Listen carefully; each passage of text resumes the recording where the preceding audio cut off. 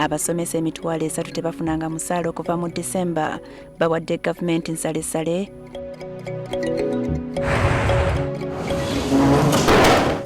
Ababaka bakusisinkana Pulezidenti Museveni enkya ku nsonga za Buganda.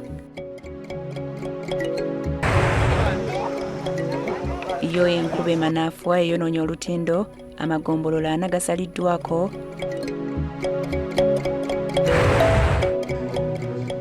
Mu mizannyo liigi y'omwaka guno si ya muniino, aba Victoria FC balaze kye balinawo.